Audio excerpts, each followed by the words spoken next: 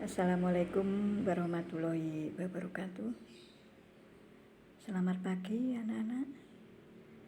Bagaimana kabar anak-anak di pagi hari ini? Ibu harap selalu dalam keadaan yang menyenangkan. Anak-anak, seperti biasanya sebelum belajar kita mulai, kita terlebih dahulu berdoa dengan bacaan basmalah agar kita belajar nanti diberi kelancaran serta ilmu yang bermanfaat. Bismillahirrahmanirrahim. Anak-anak, coba kalian perhatikan pada layar anak-anak.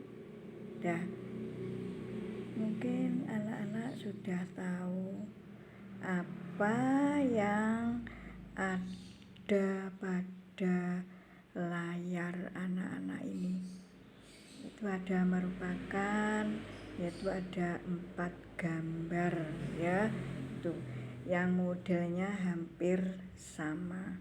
Mungkin anak-anak sudah pernah mengetahui, mungkin anak-anak juga sudah ada yang pernah membuat, dan itu mungkin anak-anak sudah tahu apa fungsinya. Ya anak-anak ya. Anak-anak coba diperhatikan yang lebih jelas, yaitu di situ ada ya gambar panah. Coba itu kamu perhatikan ya anak-anak ya. Nah, itu yang seperti roti itu ternyata adalah tanah liat anak-anak ya. Kemudian dihubungkan oleh anak panah yang ke arah yang ke atas itu yaitu prosesnya ya, proses membuat ya, seperti yang telah anak-anak lihat tadi. Kemudian setelah proses dihubungkan lagi anak panah yang arahnya ke bawah itu ya anak-anak ya. Itu adalah hasil atau produk dari tanah liat tadi, kemudian melalui proses jadilah pada gambar yang anak-anak lihat tadi. Ini namanya adalah gerabah anak-anak ya. Mungkin anak-anak sudah tahu ternyata ya, gerabah seperti yang anak-anak jumpai pada pasar atau pada toko anak-anak ya. Nah, lanjut ya. Di situ nanti ada teks yaitu yang berjudul Gerabah dari Pulau Madura ya. Jadi jauh anak-anak ya. Ini pelajarannya itu gerabah dari Pulau Madura. Ya. Sebelum pelajari atau kamu baca lebih lanjut anak-anak, Bu Pat ingin bertanya, mungkin anak-anak yang sudah pernah membuat gerabah tadi, kira-kira prosesnya lama atau sebentar, dan bahan yang digunakan itu sekiranya yang baik dari apa. Nah, maka dari itu anak-anak nanti harus mempelajarinya, membacanya gerabah dari Pulau Madura ini dengan seksama ya. Lanjut anak-anak, tolong setelah kamu baca dari awal, di situ nanti dituliskan yaitu alat-alat yang digunakan untuk membuat gerabah serta proses pembuatannya gerabah. Nah itu anak-anak, nanti tolong kamu tulis proses ini nanti, juga alat-alat yang digunakan untuk membuat gerabah ya. Tolong anak-anak ditulis ya nanti. Lanjut anak-anak. Nah, setelah diproses ya, anak-anak kamu memperhatikan pada layar kalian itu ternyata setelah diproses dengan ya yang sangat jeli, dengan waktu beberapa hari, anak-anak sudah menghasilkan yaitu itu adalah guci ya, sangat cantik. Nah, bentuknya maupun warnanya ya itu. Dengan melihat benda ini, anak-anak pasti anak-anak akan tertarik untuk membuatnya. Tetapi di hari-hari ini anak-anak musimnya atau waktunya belum diperbolehkan anak-anak untuk mencari bahannya ya, karena di musim pandemi ini anak-anak masih dilarang untuk lama-lama keluar rumah ya. Nanti apabila pandeminya sudah aman, silahkan anak-anak membuat dan mencari bahan-bahan ini di lingkungan sekitar rumahmu ada ya. Nah, dengan hasil yang bagus ini ternyata juga menghasilkan yaitu banyak uang. Dituliskan di situ anak-anak, guci itu seharga 343.000 ya. Mahal kan anak-anak ya. Nah tuh ya. Tetapi dengan mahalnya guci ini tidak sembarang membuat ya, dengan proses yang jeli, dengan alat yang ya mahal ya, prosesnya yang lama. Nah, selain ya alat dan bahan serta prosesnya, supaya bahan-bahan atau barang-barang gerabah ini tetap bertahan kualitasnya, ada yang harus diperhatikan oleh para pengrajin ini ya, supaya ya harganya tetap tinggi, supaya peminatnya tetap banyak. Maka para pengrajin yaitu mempertahankan kualitas gerabah hasil kerajinannya. Dengan bagaimana anak-anak? Mungkin anak-anak sudah pernah tahu untuk mempertahankan kualitas suatu barang ya. Yang pertama yaitu harus ada pemilihan bahan bakunya. Jadi bahan bakunya ya harus dipilih yang baik ya. Kalau dari tanah liat ya, tanah liatnya dicarikan yang kualitasnya baik, tidak mudah retak ya itu. Nah, yang kedua mungkin anak-anak sudah tahu apa ya kira-kira selain pemilihan bahan, yaitu proses pembuatannya. Nah, jadi proses pembuatan supaya hasilnya berkualitas tetap bagus ya, itu diproses dengan ya langkah-langkah yang benar ya. Tuh, selain menggunakan proses yang benar, apalagi kira-kira anak-anak supaya hasil kerajinannya ini tetap mutunya tetap baik. Apa anak-anak kira-kira ya? Selain proses yaitu apa kira-kira anak-anak? Finishing ya, diadakan finishing. Apa anak-anak finishing itu? Finishing itu adalah peninjauan kembali. Jadi setelah diproses ya,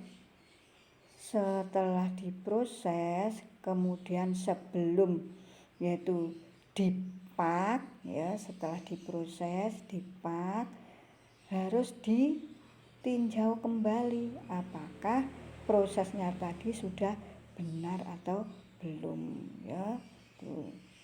Setelah ya finishing, kemudian yaitu pengepakan. Jadi supaya menarik hasil kerajinan ini harus dipak sebagus mungkin sehingga ya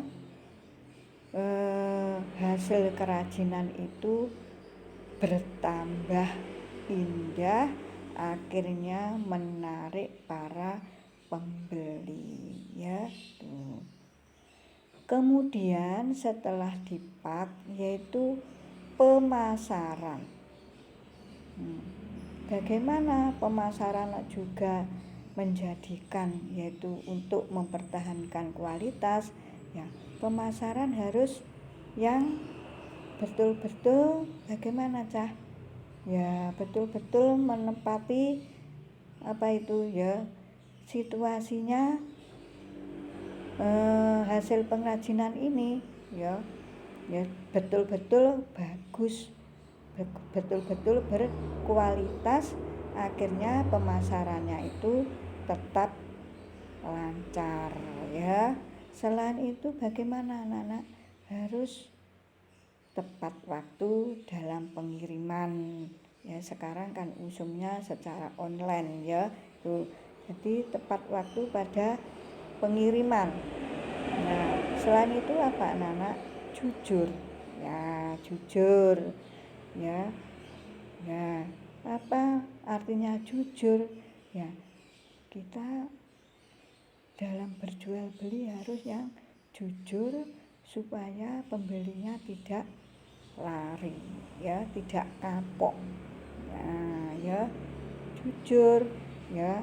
Mungkin artinya yaitu dalam pemasaran tidak boleh yaitu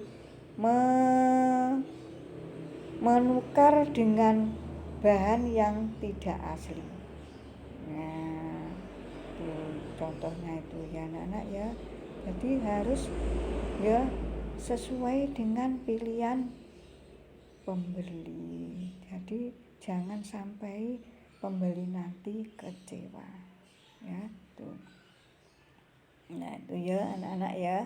Nah setelah anak-anak mempelajari materi ini nanti ya, anak-anak tolong pada halaman berapa ini anak-anaknya 129 nanti anak-anak kerjakan. Itu sudah ditemukan ide pokoknya. Tugas kalian yaitu melanjutkan mengembangkan ya. Pada ide-ide pokok ini kamu kembangkan menjadi sebuah bacaan ya. Ya. Ya anak-anak ya. Nanti tolong alat dan proses nanti kalian anak-anak kalian catat ya. Tuh.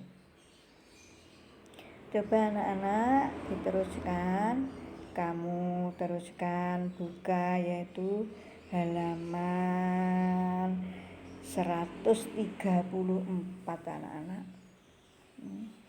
Halaman 134, coba kamu lihat gambar seorang bapak ini ya.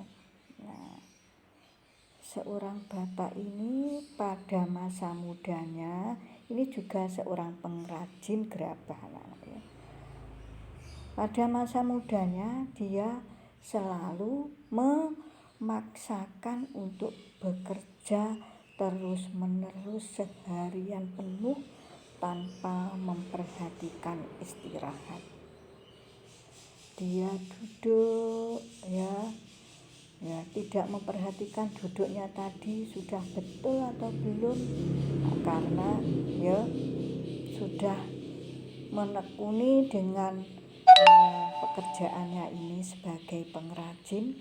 Akhirnya ya sampai masa tuanya dia sudah terasa dia berjalan sudah tidak bisa tegak lagi ya.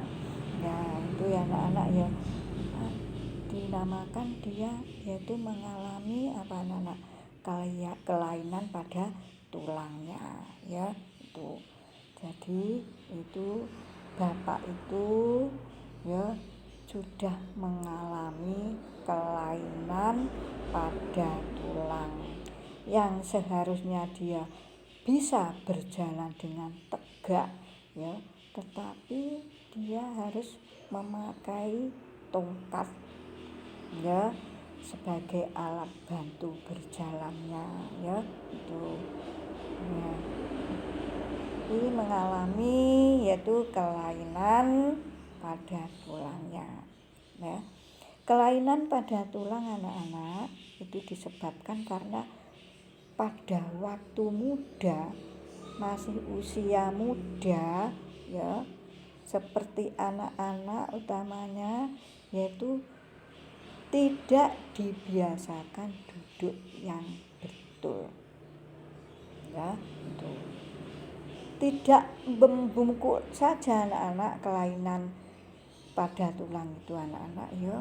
Nah seperti anak-anak ketahui, nah ini anak-anak ya, nah tidak membungkuk saja, tetapi yaitu bagaimana anak-anak ya, itu ada yang degek ya, ada yang miring, nah itu ya. Nah itu adalah macam-macam kelainan pada tulang ya. Maka dari itu supaya anak-anak lebih ya tahu macam-macam kelainan pada tulang, ini anak-anak ya dituliskan pada bukumu, yaitu macam-macam kelainan pada organ gerak, yaitu pasif tulang, kalau kemarin yaitu organ gerak aktif yaitu otot. Nah yang pertama yaitu kelainan tulang pada organ gerak kita yaitu fraktura, yang nama lainnya yaitu patah tulang ya. Di sini patah tulang itu ada dua anak-anak, patah tulang tertutup ya dan patah tulang yang terbuka. Nanti anak-anak pelajari seksama apa artinya patah tulang tertutup dan patah tulang yang terbuka. Lanjut anak-anak, yaitu terusnya yaitu osteoporosis ya, osteoporosis. Nah, itu kelainan tulang karena disebabkan pengeroposan pada tulang. Lanjut yaitu fisura atau retak tulang, bukan patah tetapi retak tulang itu ya, karena ditimbulkan atau disebabkan karena kecelakaan ya, atau mungkin yaitu jatuh. Lanjut yaitu kelainan tulang yang lainnya yaitu lordosis.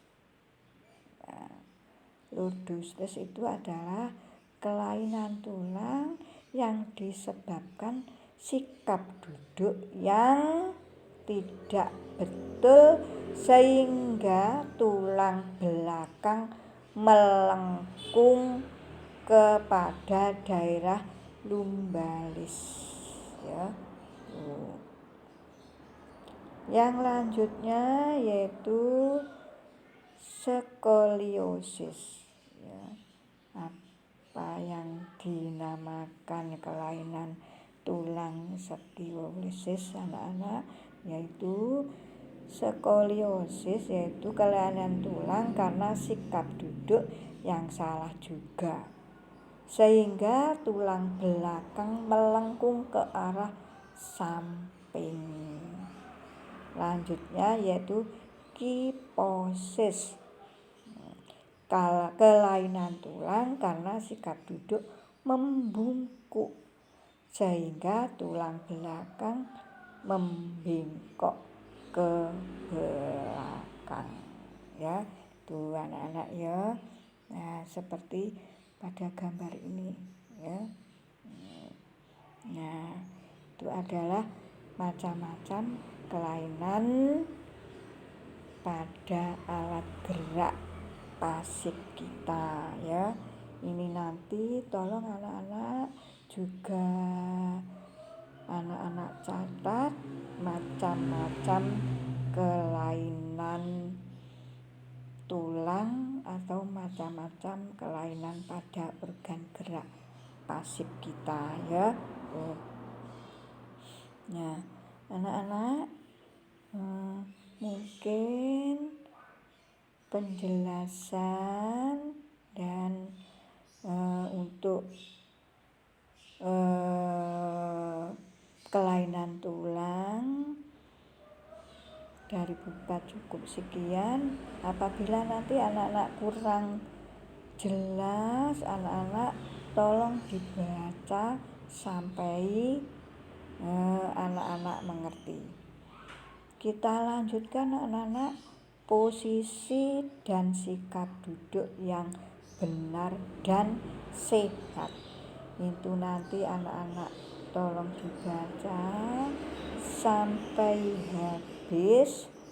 Kemudian anak-anak tolong buatkan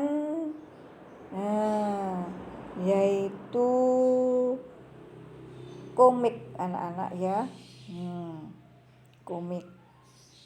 Ya, setelah anak-anak mempelajari, ya, bermacam-macam kelainan tulang, juga posisi yang benar pada waktu kita duduk, nanti anak-anak tolong buatkan yaitu semacam komik, ya. Itu ini pada halaman 140 sudah diberi contoh yaitu sebuah komik anak-anak, ya. Nah, nanti anak-anak komiknya tidak sembarangan, tetapi ada 3 pilihan, yaitu yang pertama sikap dan posisi membaca yang benar. Yang kedua temanya proses pembuatan gerabah. Yang ketiga pilihannya yaitu berolahraga, ya. Itu anak-anak, ya. Jadi tugas anak-anak, ya, pada hari ini nanti membuat komik, ya anak-anak. Ini sudah ada contohnya pada halaman 140 nanti, ya. Nah, maka dari itu supaya membuatnya komik anak-anak benar, ya, materi-materi tadi harus anak-anak pelajari yang sungguh-sungguh anak-anak, ya, sampai halaman 141 anak-anak membuat komik ini nanti, ya. Nah, jangan lupa anak-anak belajar yang sungguh-sungguh, ya, jaga selalu kesehatannya, keluar rumah harus memakai masker, cuci tangan setelah melakukan kegiatan, jaga jarak, juga anak-anak selalu betah di rumah agar ya penularan COVID-19 ini tidak terjangkit pada kita semua ya anak-anak ya. Akhirul kalam, assalamualaikum warahmatullahi wabarakatuh.